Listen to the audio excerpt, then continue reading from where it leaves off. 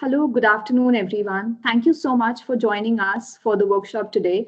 Welcome to the workshop on vaccine research, The Road Ahead.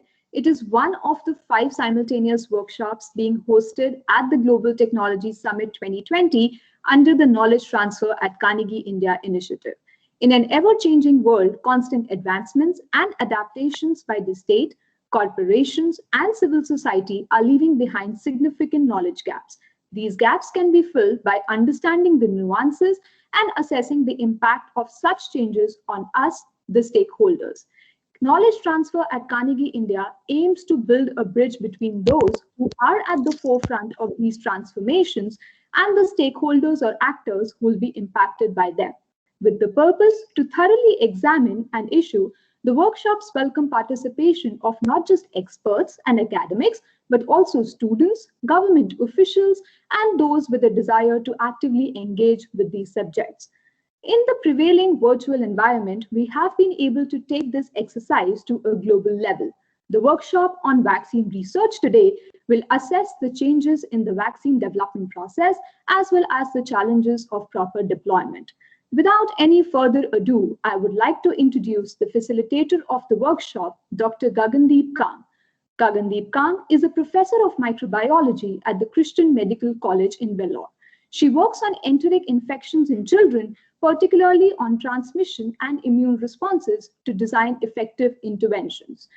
Current studies include active hospital and community-based surveillance and clinical trials of new and existing vaccines with the use of molecular-based assays to study the diversity of pathogens and the immune response of children with viral and parasitic enteric infections. She is the first woman from India to be elected as a fellow of the Royal Society. She is also the first Indian woman to be elected to the fellowship of the American Academy of Microbiology and the only physician scientist to receive the Infosys Award in Life Sciences. Dr. Kang, we are really grateful to have you today and thank you so much for agreeing to facilitate this session. A few housekeeping notes before I hand it over to Dr. Khan. Please unmute yourself while you're not speaking. Raise your hand if you have a question or enter the query in the chat box. And Dr. Khan will be taking the query. Over to you, Dr. Khan. Thank you. Thank you for the introduction, Shruti. I'm really looking forward to this discussion. And the way I've got it set up is that I'll do a short slide presentation. And then I have some questions to pose to the group that I hope that you will address in as much as I will try to address any questions that you might have. So just to get started, can you see my slides? I'll put it on. Yes, we can.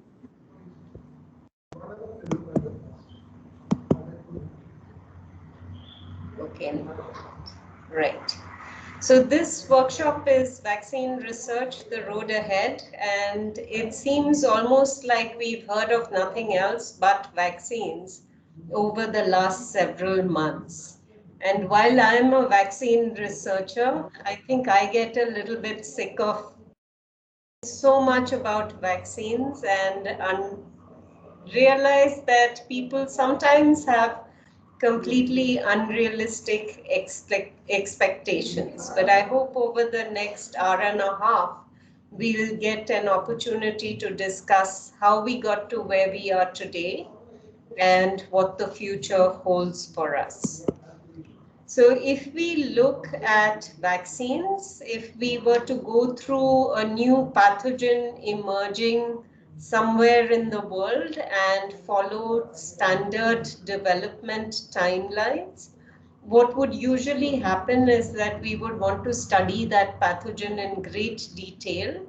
And after studying the pathogen, think about the fact that vaccines might be useful, then go into animal studies for those vaccines, and then go through phases of testing of those vaccines. Once we had a vaccine that we knew worked, then we would think about manufacturing of the vaccines and distribution.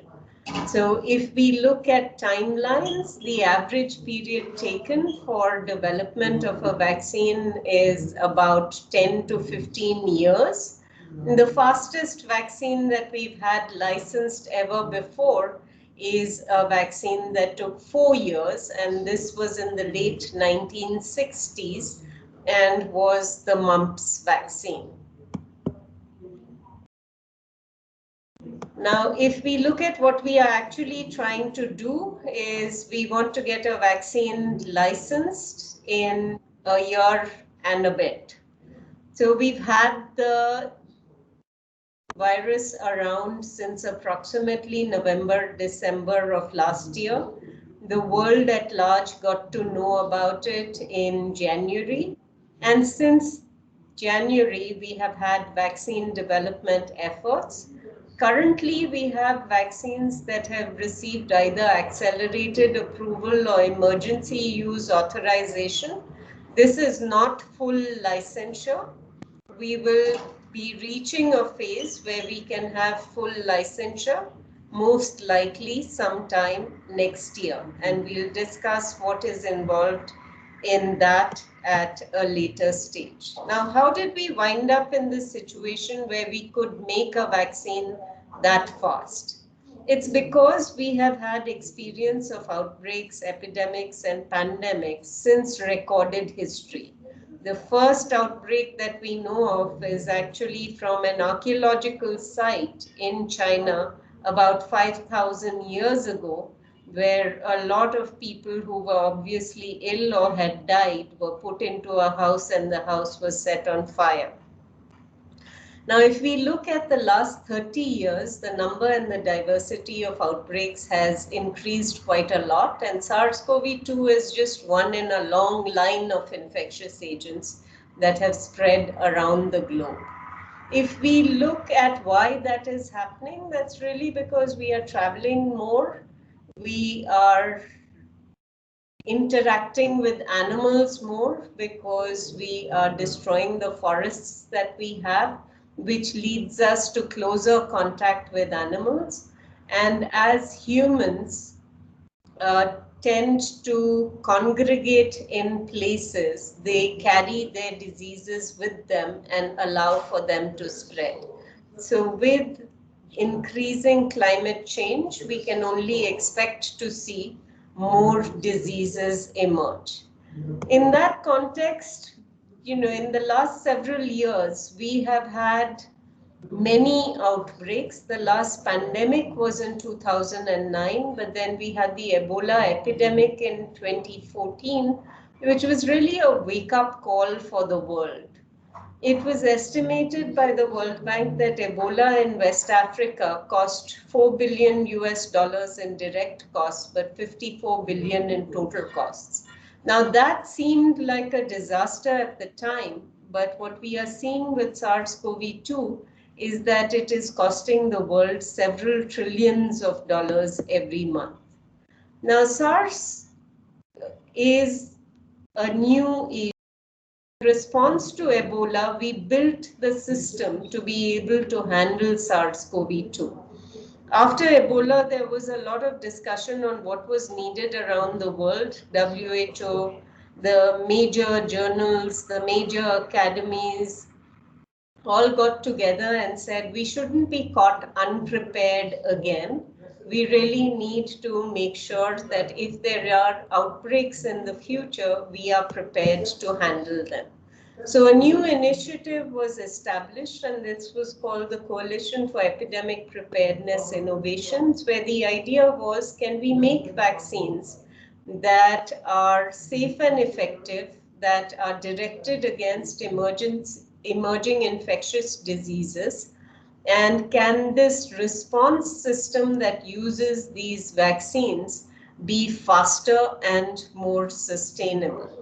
CEPI was established in 2017 and started to look at what it could do and identified the WHO R&D blueprint, which has been published from 2016 onwards, which lists the top 10 threats to global health security every year. In addition to the top 10 threats, There is also always an 11th one, which is called disease X, the disease that nobody knows where it will come from, what will cause it, and what the scale will be. So when CEPI was looking at making vaccines for targets, it identified from the WHO R&D blueprint 5 targets: Lassa, MERS, Nipah, Rift Valley fever, and chikungunya as targets that were known already. And the idea was, can we make vaccines, because there are no vaccines against any of these agents. And we know that having a vaccine would allow us to control the disease. In addition to these 5 targets, there was also a call for proposals for platform technologies that could target unknown pathogens or disease X. The idea was, can we, if we know very little about a pathogen, how do we very quickly start to develop vaccines against them? So the Disease X program started to be funded last year. And this year in January, when the sequence of the virus became available, within the first month, 4 vaccine candidates were funded. These included Moderna and the Oxford-Zeneca programs. And currently, CEPI has 12 vaccine candidates that have been funded, 8 of which are in phase 3 trials. CEPI, because it was prepared, really acted as a catalyst and allowed for people to move very quickly with vaccine development. But developing vaccine is only one part of the endeavor. And we have an existing agency called the Gavi Alliance, which has been providing for the last 20 years vaccines to poorer countries around the world. So CEPI and Gavi were asked to join together to lead the vaccine pillar of what is called the ACT Accelerator, with ACT standing for Access to COVID-19 Tools. The idea being, diagnostics, drugs, and vaccines are essential tools to handle the pandemic. And if we are to handle it as a global problem, countries that are not rich will require support. So the ACT Accelerator seeks to provide vaccines at an affordable cost to 92 countries that were previously considered Gavi eligible, essentially low and middle income countries, and also to buy vaccines for the rest of the world. So in the first 2 months of Disease X was really the time when vaccination or vaccine development programs really took off. Initially, it's interesting that all of companies that started to work on the vaccines were small biotechs that were funded by CEPI. It was only at the end of February and the beginning of March that the world realized that this was a problem that was not going to stay in China. So the programs needed to be much larger than was initially anticipated. And this is the point at which multinational companies also came on board, and governments such as the US and the EU started to look at what they could do to support vaccine development. Now, fortunately for us, in the past 20 years, we have had a lot of new technologies that have allowed us to design vaccines quickly. So much so that we currently have over 300 candidates of SARS-CoV-2 vaccines. If we look at the history of vaccine development, we started really with Edward Jenner and the smallpox vaccine, and then Louis Pasteur started to make vaccines against rabies and other diseases in the 19th century. Both of them were following the principle of either having the whole organism or a killed organism and using that to induce an immune response but not cause disease. And the induction of an immune response would allow people to be protected when they encountered the pathogen. From the time that they started until about 1950, all vaccines were made the same way, either inactivated vaccines or killed vaccines, or attenuated or weakened vaccines.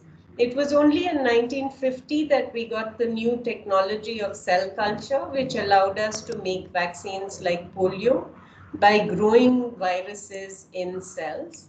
And in 1980, we got recombinant DNA, which allowed us to make subunit vaccines. In 1990, we got glycoconjugation, the ability to link sugars with proteins to induce a durable immune response, which gave us vaccines like the pneumococcal conjugate vaccine. And then in 2010, we got reverse vaccinology, which allows us to take the sequence of a virus, decide which proteins are likely to be most immunogenic and protective based on knowledge that we have from other viruses, and then design vaccines that are based on those proteins. In 2019-2020, we have new technologies that are going well beyond reverse vaccinology. We have structural vaccinology that allows us to look at virus structures. We can make RNA and DNA vaccines. We can even interrogate the human immune response, figure out what is resulting in protective immunity, and use that to decide which proteins we should use as antigens in a vaccine. So we've really come a very long way. If we look at what are the various platforms that are being used for SARS-CoV-2, we have inactivated vaccines or live vaccines that rely on the whole virus. But most of the other vaccines are really looking at the spike protein, which is the protein that results in the immune response that is most likely protective. Now, you can have the spike protein arranged like a viral particle. You can have the spike protein by itself. In all of the platforms on the top, essentially from outside the body, we give either the virus or a part of the virus so that the body makes an immune response. In the lower part of this slide are approaches where we deliver the message or deliver the signal that encodes the spike protein. We can do that with a vector where you take a different virus and you make that virus carry the message for the spike protein. We can give it as DNA, where you're essentially sending again the sequence for the spike protein, or you can make RNA, which also carries the message about how to make the spike protein, and this is protected by a lipid nanoparticle that prevents the breakdown of the RNA. In the lower part of the slide, the message goes into the human host. The human host cells then become little factories that make the spike protein, and then an immune response is made to the spike protein that has been made by the host. So to sum up, here we are giving the spike protein from outside, and here we are sending the message so that the spike protein can be made inside the body of the host. Now, where are we in terms of vaccine development? There are over 200 programs that are still in early stages of development. About 40 that are in phase 1, which is looking in humans but looking at safety. 17 that are in phase 2, which is looking at immunogenicity of vaccines. 13 that are looking at efficacy of the vaccines. Do the vaccines really protect from disease? And then there are 7 which are approved for use, either licensed with a temporary license, a limited license, or an emergency use authorization. There is as yet no vaccine that has a full licensure.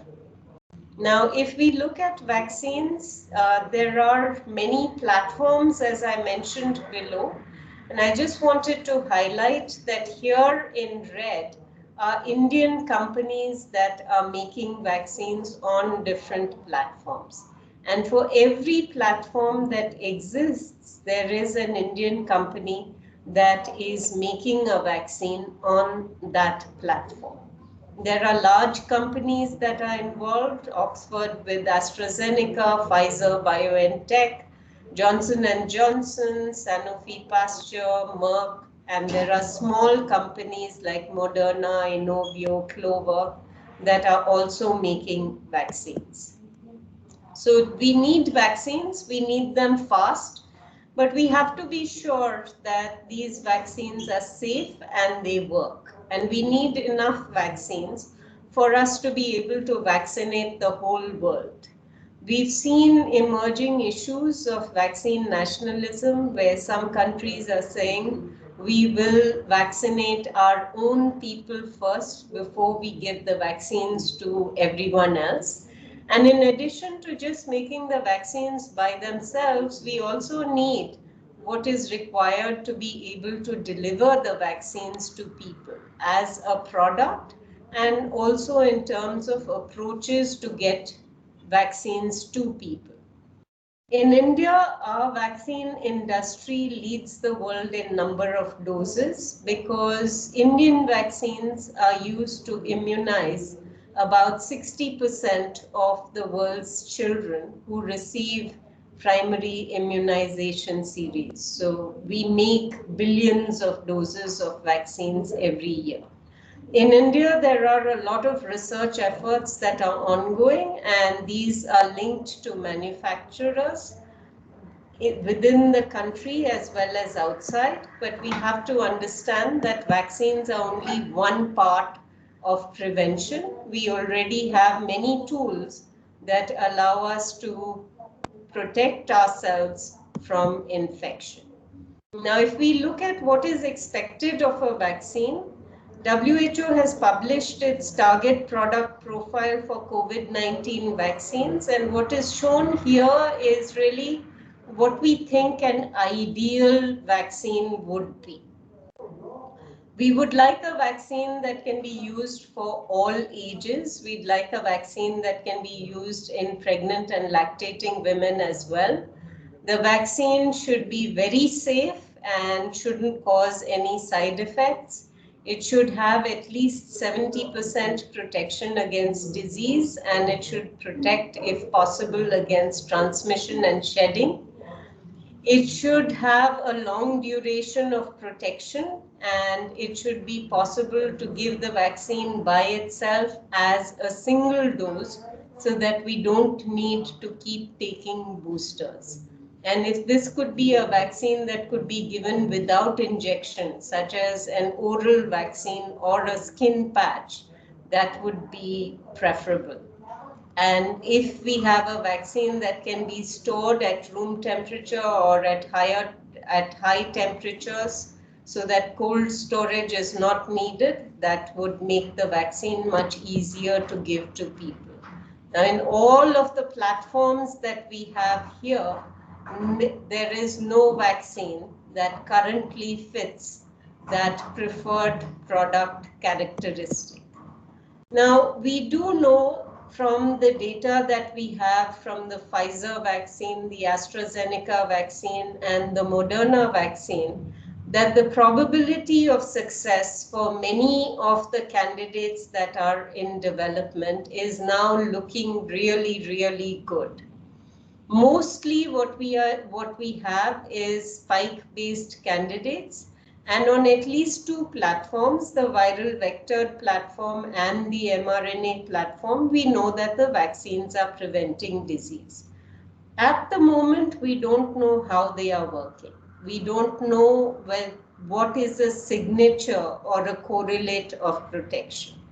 There are also data from people who have been infected that antibodies appear, but not in everybody, and they wane in a few months.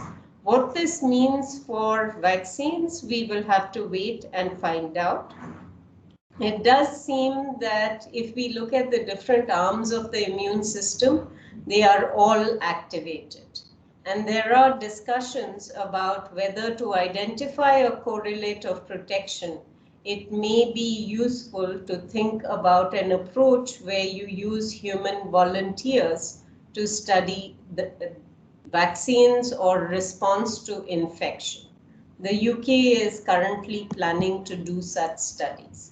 Now, vaccine nationalism has resulted in Operation Warp Speed, and two of the companies that were selected for Warp Speed, Pfizer and Moderna, have already had good data. Pfizer's vaccine has been approved. The program is starting now to vaccinate people. Moderna, we expect, will be reviewed this week and is likely to be approved as well. And there are other vaccines to come. The US has given $10 billion for these 6 vaccines. And while it has a population of a little over 300 million, it has reserved over 800 million doses of vaccine, more than enough to vaccinate its entire population twice over. Now, if you have multiple vaccines, one of the questions really is, how do you decide which vaccine is better? How will you decide which vaccine to use in what kind of population? And these are currently outstanding questions. Now, the other question that comes up is who gets vaccines first? And WHO has developed an allocation framework which is based on a thought process that started with what is the goal of the response to that we have? Are we trying to prevent deaths? Are we trying to prevent severe disease? Are we trying to stop the spread of the pandemic? Because the approaches are different based on that.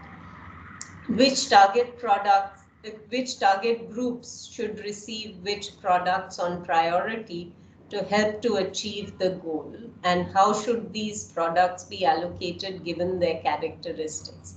At what pace should we be giving these products out to people based on which countries are most vulnerable and which countries are most affected by the pandemic, because we know that the pandemic is worse in some countries at different points in time. And what happens if a country cannot use a particular product? For example, if you have a product that needs to be stored at -70, how do you decide whether a country should get it or not? So the goal has been defined by WHO to say that the first goal is to protect individuals and health systems, and then to minimize impact on societies and economies. And in order to do that, WHO, CEPI, and the Gavi Alliance have committed to providing enough vaccine to 20% of the population in each country initially, with the idea that tier 1 target groups will be healthcare workers, and that will be followed by adults and people who have comorbidities. So there is an allocation framework that has been developed. Healthcare workers are approximately 3% of the population, and high-risk adults make up an additional 11 to 17%. And after these 20% are covered, we'll be thinking about phase 2, when we think about where there will be more vaccine available and how it should be distributed.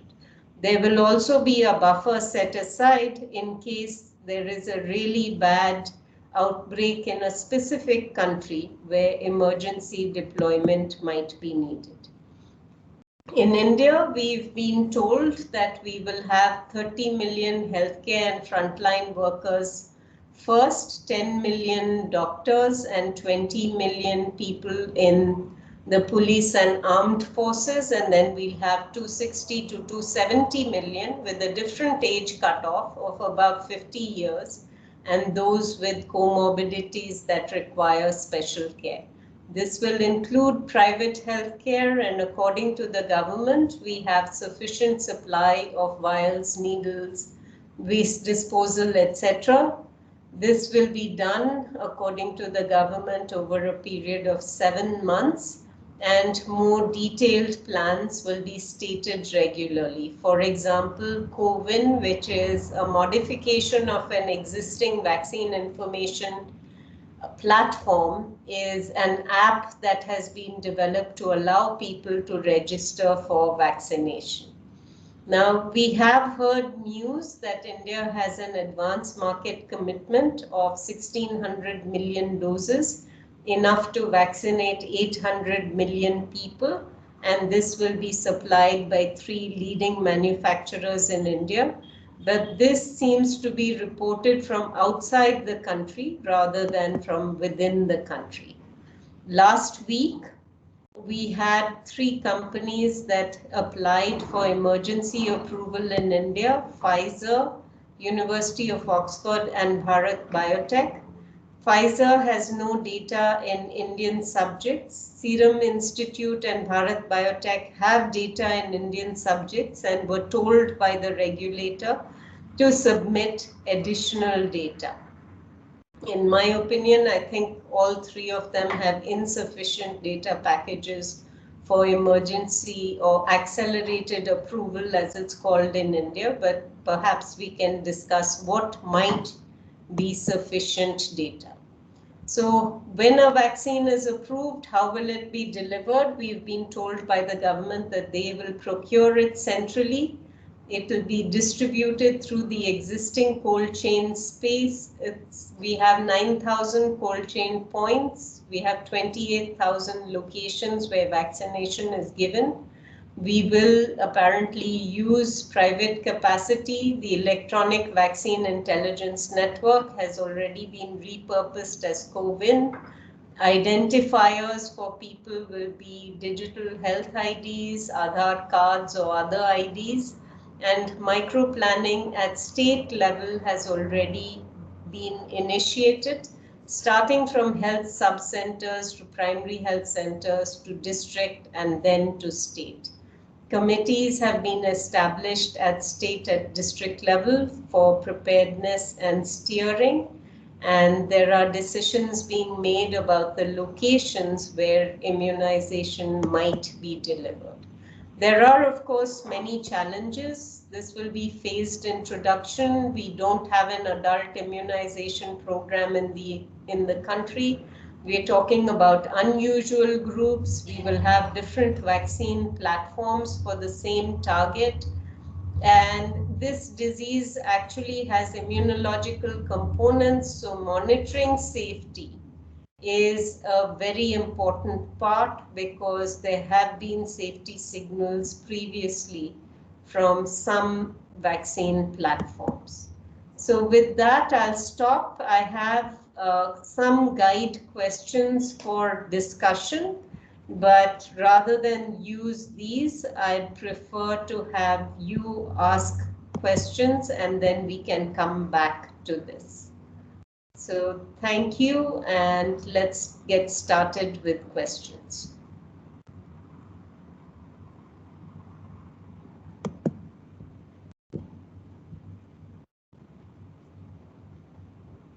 So, right, do I have absolutely nobody who has any questions? You will need to unmute yourself. So Shambhavi, you want to go ahead? Sure, thanks, Professor. My question was more about remote monitoring surveillance and how that can take into the program app. I understand it was a component, but I also read a report that takes 30 minutes and not subsequently. And both the Pfizer vaccine as well as the Pfizer vaccine has had some interactions right with the allergies first. It's also causing some face paralysis in some people. So we need to make sure that any vaccine that we roll out in India will also be exhaustively followed up. Do you have any comments on that? Yeah. So safety monitoring is a critical part of any vaccine use. There is a lot of safety monitoring that happens during the course of the clinical trial. And there are processes for that. We can discuss that in more detail if you like, but you're really asking about vaccine deployment and monitoring safety there.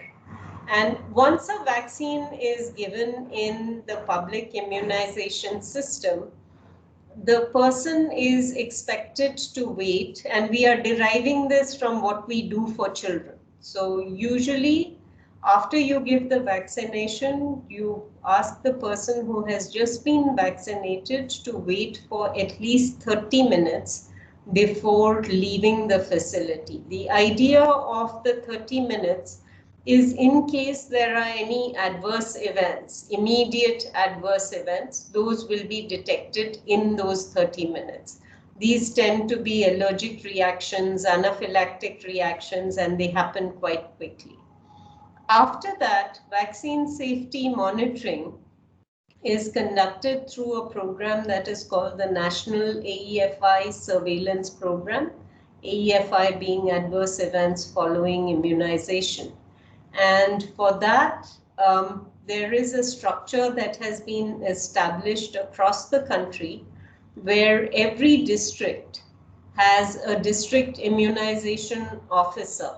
And anytime there is something that happens to somebody who has just received vaccine, that information about the vaccination, about the illness has to be filled in a form and sent to the district information officer.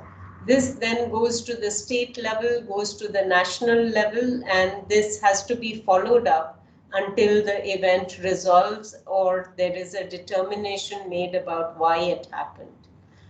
Now, within the CoWIN app, there is going to be a system for reporting adverse events, but that initial reporting will be on CoWIN. And after that, the National AEFI surveillance mechanism will take over for investigating whether this adverse event that has happened is really related to vaccination or not. So is that helpful? Would you like more information? Yes, that's very helpful. I was just wondering if we need any more capacity building for events that occur outside of that 30-minute window, because it's obviously a fastly expedited vaccine. So the capacity, okay. So there are two separate questions here. One is 30 minutes sufficient?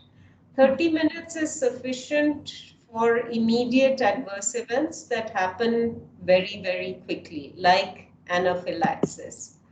But if you look at continuing to monitor people who have received a vaccine, how long should that monitoring continue? Is it okay to follow up a person for 1 day, 1 week, 1 month? Most adverse events that are related to vaccination will happen within 1 month of the person receiving the vaccine.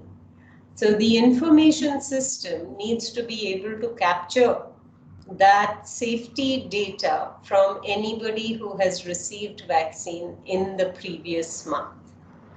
And the second part to what you had was these vaccines have been developed quickly. So when vaccines are developed quickly, we have this perception that corners have been cut, that we have developed them so quickly that we don't have answers to whether this has side effects or not. And if we look at that, what has been done for the Moderna vaccine is that the FDA told all vaccine companies that we are not even going to look at your data for an emergency use authorization until you can show us that you have safety information for at least 2 months for half the people in your study. So while most adverse events happen in usually 4 weeks following immunization, the FDA said don't come to us until you have 2 months of data. So if you remember when the Pfizer vaccine was announced, the data for efficacy were announced first. But Pfizer did not submit for an emergency use authorization immediately. They had to wait another 2 weeks because they had to get to the 2 months of safety data.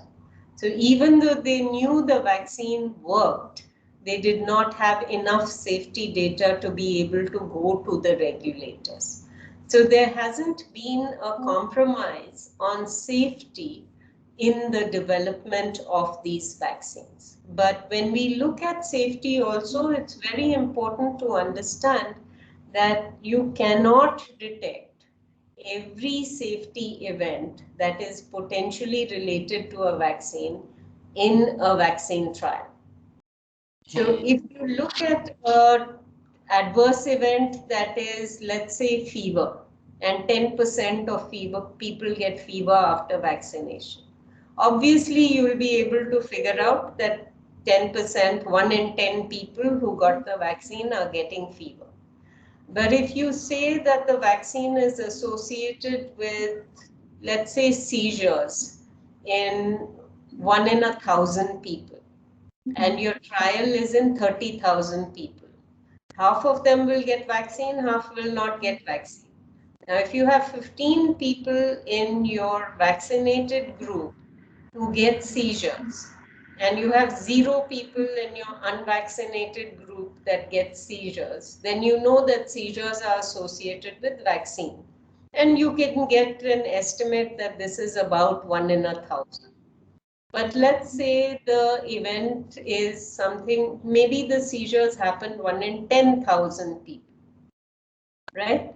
Now, if you have 15,000 and 15,000, you will get 1 or 2 seizures in the 15,000 vaccinated and 0 seizures in the unvaccinated. Can you be sure that the seizures are not happening by chance in the vaccinated group? You can't, because now you're getting into something that is actually quite not unusual event, medical event for people. But you can't come up with a reasonable association with vaccination. Let's say you get 2 events and you say, okay, in future we are going to watch out for seizures. But if the seizures were 1 in 100,000, right? With a 30,000 people trial, you're not going to be able to detect an event that is 1 in 100,000. Similarly, if you go to 1 in a million, you'll never find out during the trial. So one example of safety where you find out about safety after the vaccine starts to be used is the example of polio. We've been using oral polio vaccines now for over 50 years. But oral polio vaccines in 1 in 1 million or 1 in 2 million children can cause polio. Okay? We would never have figured it out in any vaccine trial because vaccine trials don't include millions of people. That's why continued safety monitoring, the kind of national AEFI system that we have, is absolutely essential. And not only do we need data from our country, we need data from wherever in the world these vaccines are being used so that we get enough numbers to be able to measure the risk of this particular side effect. Even if it is 1 in a million, we should be able to figure it out. So in vaccine trials, obviously we monitor safety, but even after vaccine trials, when vaccines are in the program, we monitor safety. Okay? Thank you. Sure, you have a question? Yeah, hi. So my question is related to the Pfizer vaccine. And I'm really interested to know your opinion on what kind of precedent it is going to set for other COVID vaccines as well as other non-COVID vaccines. So obviously there is this issue of it being a vaccine which will require really low temperatures. That's one thing to think about when we are thinking of granting it EAU in India. And the other issue is again about precedent, setting precedent for other COVID vaccines and non-COVID vaccines. Yeah. So actually, there are a lot of issues around the Pfizer vaccines. We'll start with the temperature of storage first. So it's not like the world has not used a -70 vaccine before. We have used a -70 vaccine for Ebola. The difference is that for handling Ebola, we were able to have a -70 vaccine that needed to be given to tens of thousands of people. It did not need to be given to hundreds of thousands of people. It did not need to be given to millions of people. So at small scale, it was possible to have a vaccine that had -70 storage in West Africa and deliver that to people. Now, if we look at what this means for the Pfizer vaccine to be used for low and middle income countries, it creates a challenge. The Pfizer vaccine is a challenge for developed countries where they don't have -70 storage for medical products. So Pfizer is having to develop its own storage facilities in order to be able to provide this vaccine in high-income countries. And high-income countries don't have an issue with things like electricity. Whereas if you think about low and middle income countries, we are going to need freezers. We are going to need uninterrupted electric supply. We are going to need temperature control for when the vaccines come out of the freezer because they deteriorate very, very fast and our ambient temperatures are very high. So all of those issues will come into play, and this leads to a question of really ethics and equity. To start with equity between high-income countries and low-income countries, there will obviously be a divide in their ability to have controlled temperature storage. And that means that there will be access to a product in high-income countries that is not and may not ever be available to low-income countries. So that becomes a significant issue in terms of both equity and ethics. Now, if we look at the Pfizer vaccine in terms of cost, Pfizer is delivering an mRNA product at, they say, $1950 a dose, right? So let's say $20 a dose, you have a vaccine.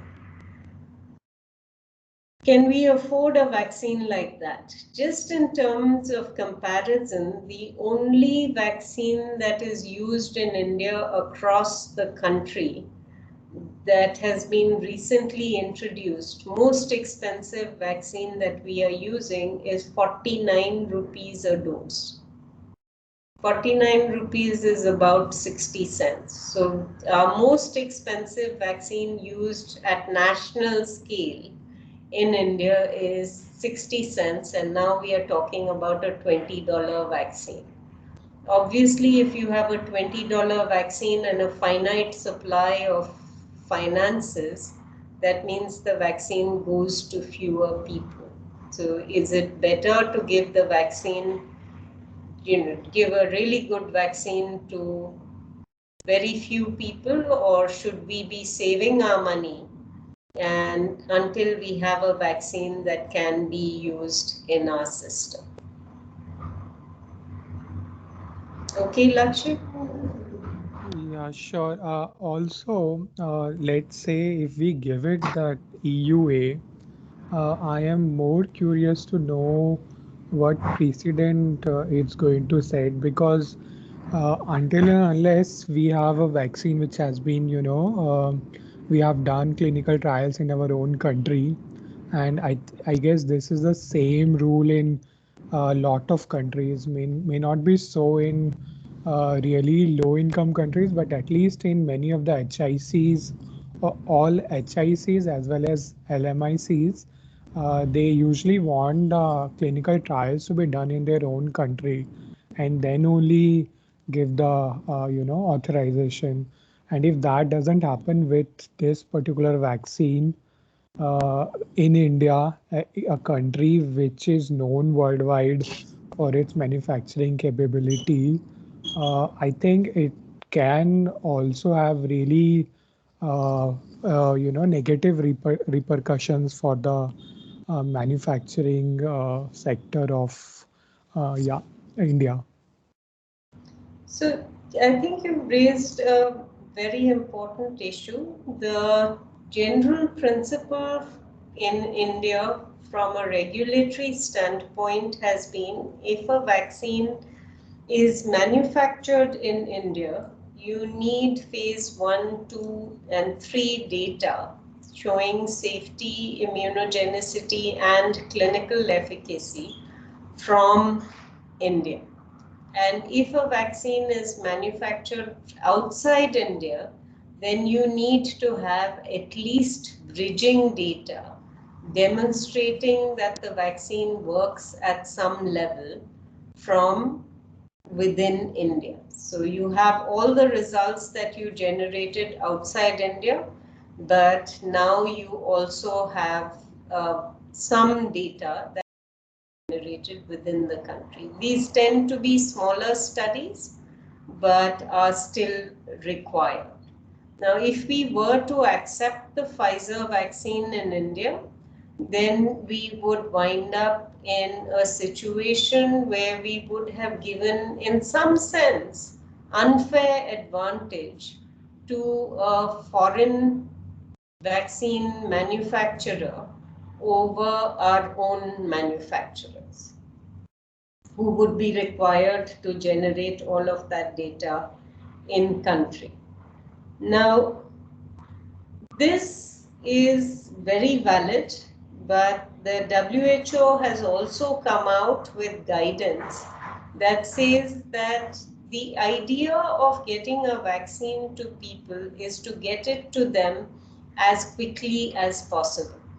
In which case, if there is a regulator that is what is called a stringent regulatory authority, which is only a few regulators in the world, then a stringent regulatory authority has approved the vaccine, then other countries should not insist that the manufacturer may have trials in their country before approving use. So essentially saying that by insisting on trials, you are blocking your own people getting access to that vaccine. So that brings us actually to the principle of why we insist on in-country studies. And really it is because the pathogen could be different. You could have a different strain in your country compared to a strain that is present in the country where the vaccine was tested. You could have a different host genetics. So maybe your genetic background determines your immune response. And we know that this is true for certain kinds of things, but vaccines in general are made to induce a very generalized immune response that is comparable in different people in different parts of the world. Doesn't always happen, but at least it's one reason why you would want studies. But host genomics, so pathogen genomics or pathogen strain variation, host genomics. The third reason why we insist on vaccine studies being done in country is because the prior exposure to those pathogens, your experience with those pathogens might influence your immune response to that particular vaccine. So for example, if you have an influenza vaccine, then how many times you have seen influenza before and what kinds of strains will determine how your response to the influenza vaccine is. So these three reasons are why regulators ask vaccine companies to evaluate vaccines in their country before they give a license. And all of those are valid. But going against that is the guidance that we have from WHO at this time, which says use regulatory reliance and don't ask for unnecessary clinical testing. I think what you brought up, Lakshya, is a very important point, which is India as a vaccine manufacturing country has a responsibility to its citizens and to its industry to ensure that every vaccine that comes in is really held to the highest standards of quality, safety, and efficacy. Okay? Thank you. Right. Suprita, you have a question? Yes, ma'am. You already answered 50% for my question, what I had. As different strains of coronavirus is identified, the vaccines which are produced by the different companies now, will one single vaccine be effective for all the strains? Very important question, Suprita. So where we are today is coronavirus is an RNA virus. It's quite a large RNA virus, one of the largest RNA viruses we have. And RNA viruses in general tend to mutate quite quickly because RNA, when it is copied, has more errors than DNA, which is a much more stable molecule.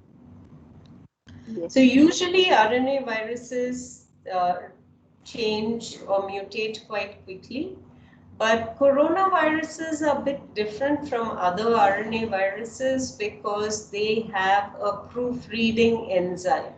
So if there are errors that are introduced in the genome, in the copied genome of coronaviruses, then these proofreading enzymes cut it out. Now that would mean that you would have fewer mutations in coronaviruses than in other RNA viruses. And this is true. But if you look at the data that emerges in the media and the literature, we are constantly talking about different strains of coronavirus or mutations in the coronavirus. Now, when we look at the genome of any organism, the genome is made up of, let's say, two kinds of areas. These are called conserved regions and variable regions. Conserved regions are usually regions that code for something that is very important for the virus. In the case of coronaviruses, it is the spike protein that is responsible for attachment and for getting inside the host cell. So the spike protein sequence is very conserved. There are other regions of the genome that don't matter so much. So when we talk about strains and strain distributions and tracking the virus and having sequence data, most of those mutations are in the variable regions of the coronavirus genome, not in the conserved region. There is only one significant mutation that is in the spike region, and that is the D614G mutation that emerged earlier this year in February and then spread rapidly around the world. The D614G mutation seems to make the virus more capable of transmission, more capable of spreading quickly, but fortunately for us has no effect on the severity of disease. Now, in the vaccines that have been developed, this was a worry because when the vaccines started to be developed, they were developed based on the sequence of the parent virus, the old virus when it had originally emerged from China. But from February, rapidly the proportion of strains that are D614G has increased. So would the vaccine work based on an old strain? Will it work on new viruses? What we are finding from the studies that have been done with the Pfizer and the Moderna vaccines is that the vaccines are working against the virus with the D614G mutation. Will this be a situation that will continue forever? Can we guarantee that these vaccines will not need to be changed in the future? We can't say that. All we know is right now, the one important mutation that we have, the vaccines are working for that, and we need to continue to circulation of strains of SARS-CoV-2 around the world so that in future, if a strain emerges for which vaccines are ineffective in inducing protective immunity, we will have to move quickly to make a new vaccine. Okay. Thank you. I have another question. You mentioned that if a stringent regulatory body has approved the vaccine, then in another countries or other countries where they want to sell the vaccine, they don't have to do the clinical trials. In such a case, when different companies are producing the vaccine, how do we know that which vaccine suits for India? Because the clinical trials are not done here. Very important question, Suprita. I think, WHO has recommended regulatory reliance. It doesn't mean that in India so far we have accepted it. We will have to wait and see what our regulators say. And I think that it's quite likely that the regulators will require data from India. Now, the question is, if I see data where one vaccine says we have 95% efficacy, and another vaccine says we have 60% efficacy, and a third vaccine says 85% efficacy, how should I choose? Right? Yes. And this is difficult. But I think one thing that's very important for all of us to remember is that a lot of the results of these trials actually depend on how the trial was done. So in a phase 3 trial, if I give you an example, let's say what I'm looking for is protection from disease, right? In every trial, you're looking in a phase 3 trial for protection from disease. Let's say one company defines protection from disease as RT-PCR test must be positive and that person must have fever and a cough. Now, the second company defines this as RT-PCR test must be positive and the person must have fever. Okay?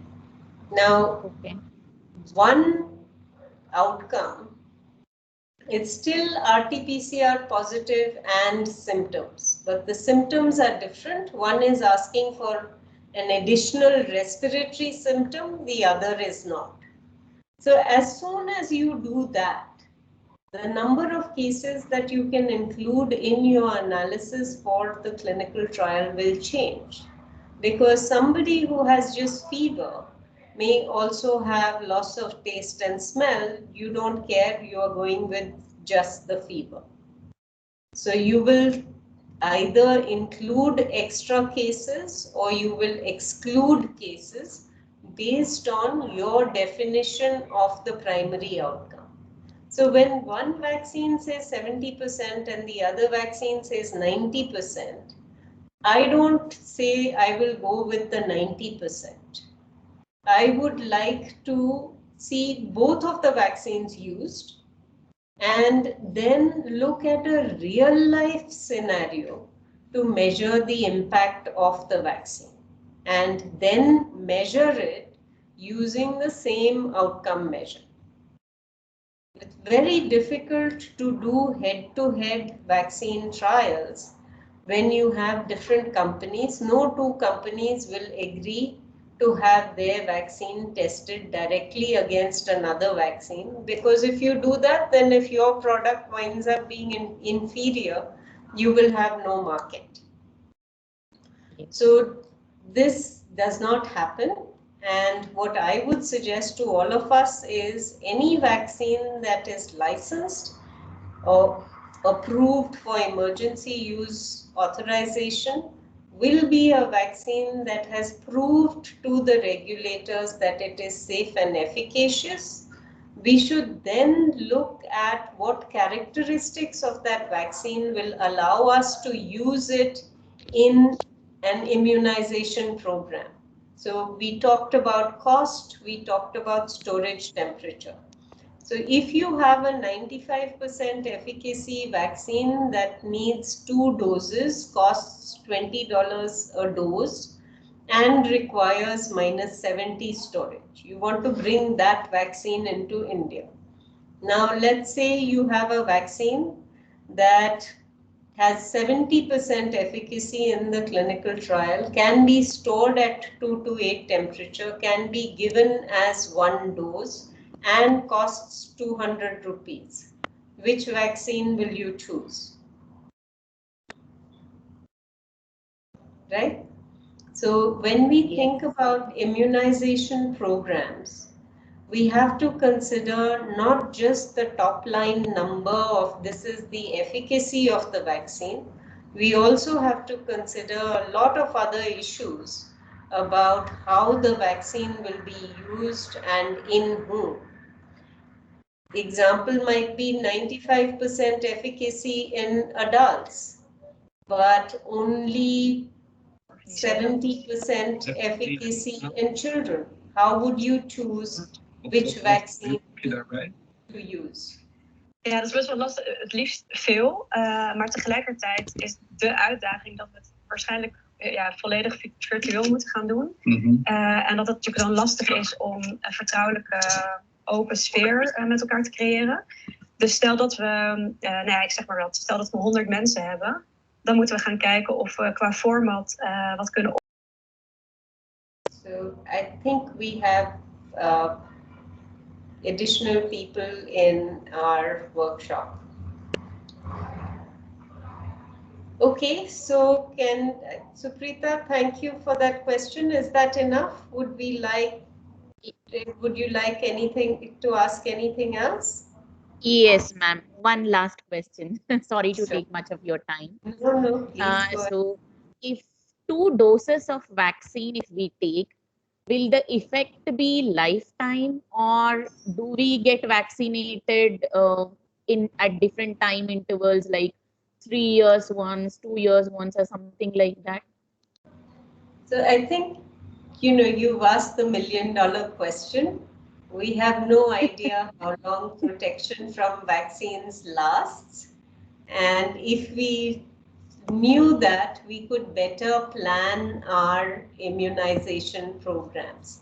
At the moment, we don't know. What we do know is from infection, where vaccines have been Well, from infections, we know that the immune response persists for at least 8 months. And from some immune modeling that has been done, and based on information that we have about SARS infections, we expect that protection might last for years. But until we actually have the data, it's very difficult to say for sure. Right now, I think countries are preparing for one cycle of immunization, not yet for booster doses or the timing of those booster doses. We're just going to have to wait and see how long protection lasts. One thing that would really help us in deciding this would be if we had a correlate of protection. If we could do a blood test on somebody or a saliva test on somebody and say, oh yes, you received the vaccine, you are still protected, you don't need to take a booster. Unfortunately, at the moment, we don't have a correlate of protection. We are working on that. It might wind up being neutralizing antibodies to the virus, but we will have to wait and see till a correlate is defined and till we can track enough people who have been either infected or vaccinated for long enough to know how long protection really lasts. It's going to be a while before we can answer your very important question. So Chayan, you have a question? Yes, ma'am. Yeah, my question was about the remdesivir. There are a lot of uh, data which are conflicting. Some are saying that yeah, it is having a effect on COVID, and someone saying that it is not. Even last month, it happened that who said that uh, they are not going to give people remdesivir for COVID infection. So what about it? Why this much confusion? Okay, so let's look at the virus, right? The virus gets into the body and starts to infect cells and multiply. The cells produce a lot more virus, and that's what results in your becoming ill initially. And the initial symptoms, fever, cough, are because this virus is in your respiratory system. Now, who gets really sick with the virus and why? We think that most of the reason that people get really sick and people who die are actually because of a disordered host response to the virus. Okay, then can you go on mute because I can hear myself and it's distracting me. Okay, thank you. So the initial period of infection and symptoms is because the virus is multiplying. The latter part of the disease, which is where you're getting really, really sick, is because your body is overreacting to the virus. So what is the right time to give a drug that acts on the virus, that suppresses replication of the virus? You should give that drug early in illness. And later in illness, you should give a drug that suppresses the host response so that the body does not overreact. So we know that dexamethasone works in later illness, and dexamethasone is a steroid that essentially suppresses the host response. So if you were to look at remdesivir, where is the right time to test remdesivir? Should you test it when people get just infected? Should you test it when people have just become symptomatic? Should you test it when people are just getting into hospital? Should you test it when people are very, very sick in hospital? What do you think? Jen, your question. So you tell me, When do you think remdesivir should be evaluated? Yeah, we can go as in we can make groups of people and we can then go for the testing, I guess. That will be a more scientific way. Yes. So you need to characterize the people whom you bring into the trial to test the drug. You also need to time the testing correctly. Will this drug work in mild illness? Will this drug work in severe illness? Will this drug work, in certain kinds of populations, people with comorbidities, people without comorbidities? How would you approach evaluating this drug? What is the use case for this drug? Because it is an antiviral, really we should be looking at testing this early in illness. The problem with remdesivir is that it's an injectable drug. It needs to be given IV. Giving a drug IV outside of a hospital setting is very, very hard.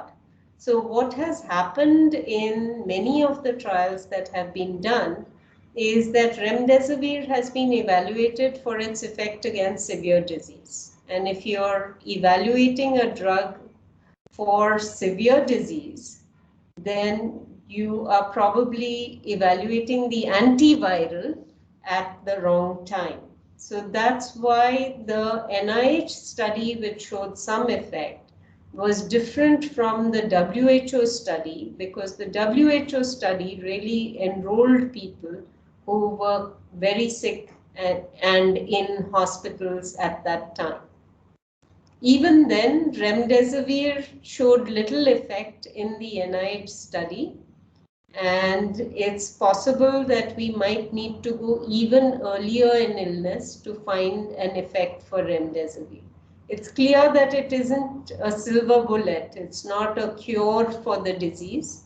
Along with other treatments, it may help patients who are ill, preferably when given early in illness.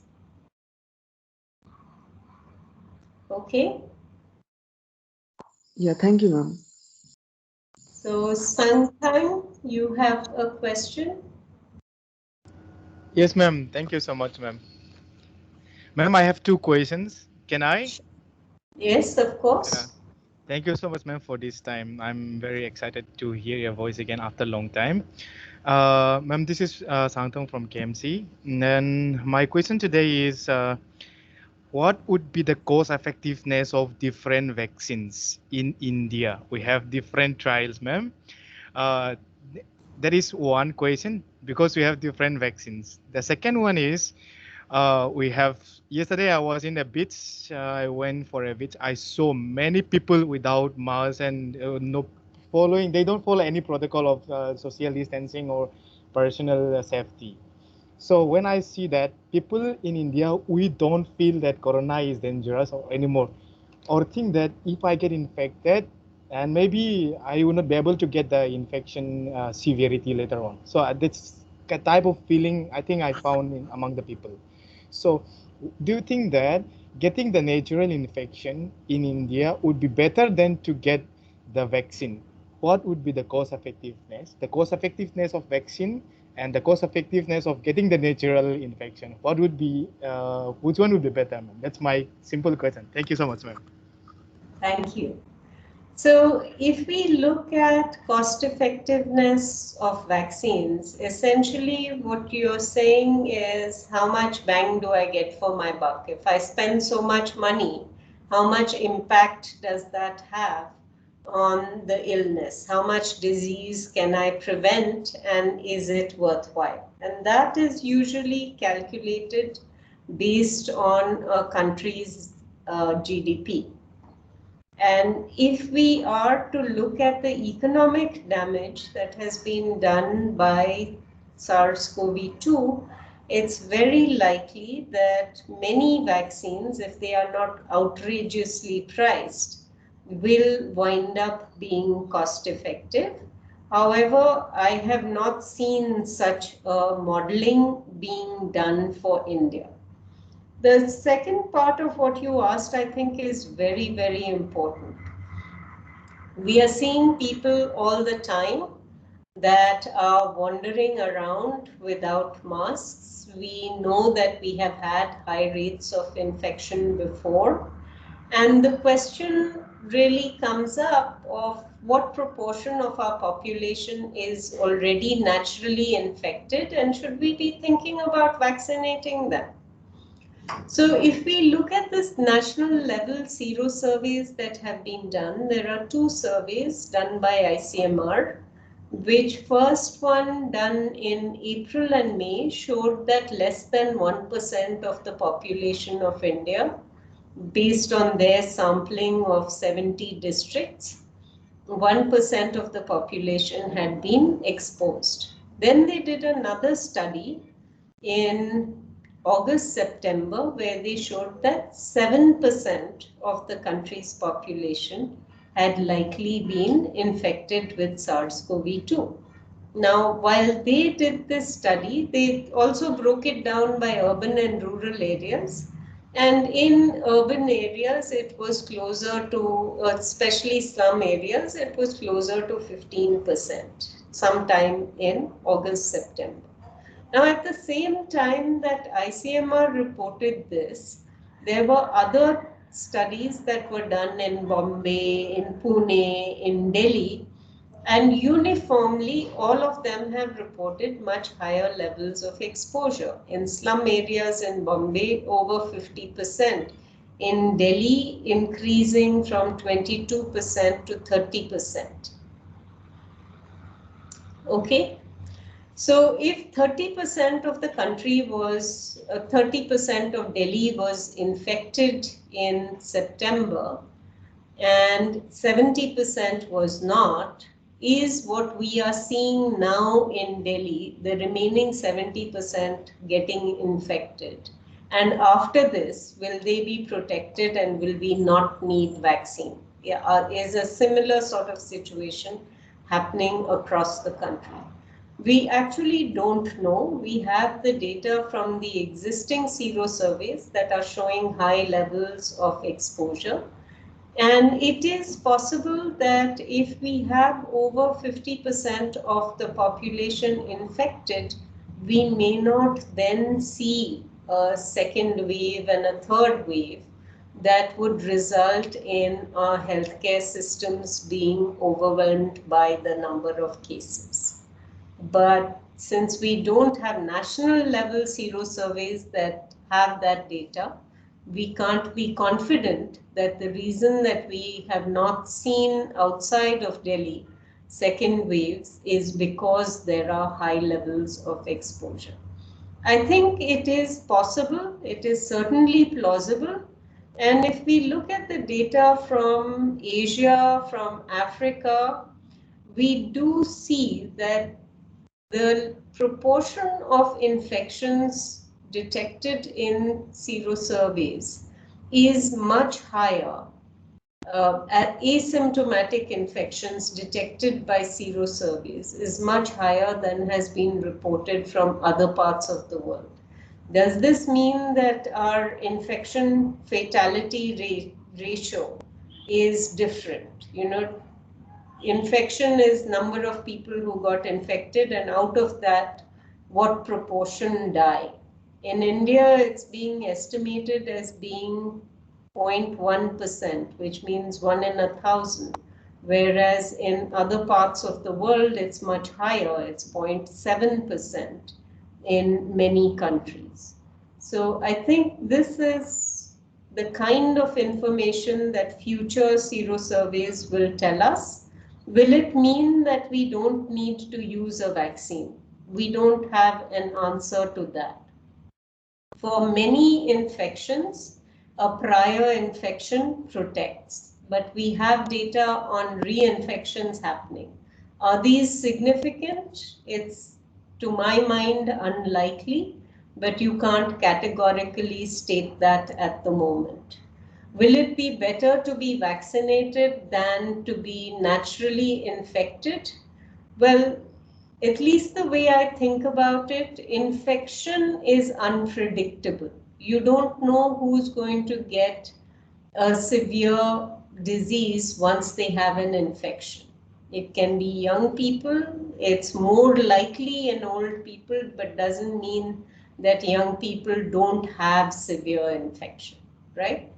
So that unpredictability of infection makes it a little bit dangerous to say, let's just go out and get an infection naturally. Vaccines, on the other hand, are designed to be safe, immunogenic, and predictable. So if I was given a choice between natural exposure and a vaccine, I would obviously prefer the vaccine. In terms of cost effectiveness, it is really a question, cost effectiveness analyses are driven by mortality. So it's likely, because deaths are fewer in India, that we might wind up with vaccines needing to be considerably cheaper in India than in other parts of the world to be considered cost effective. Okay? Hi, Dr. Kar. Thank you, ma'am. Thank you so much. Yeah. Hi. Hi, Dr. This is Upasana on behalf of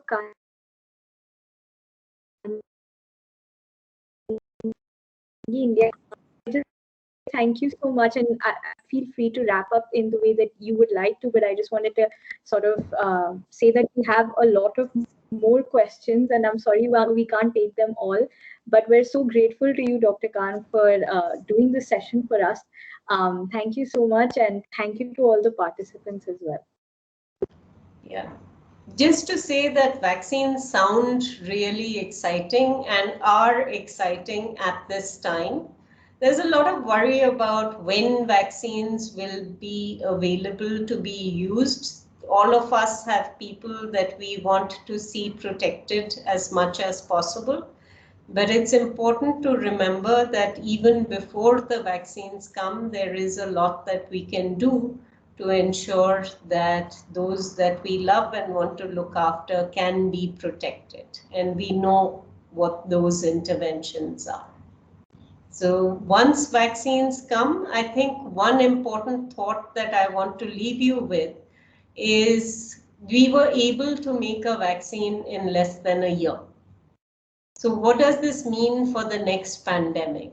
Do you think it might actually be possible for us to make a vaccine in 6 months or even in 3 months? We have the technology, we understand much more about how vaccines work. So I think we really should be ambitious about using vaccines effectively as a tool for the next pandemic. So thank you all for your attention, and I hope you enjoy the rest of GTS.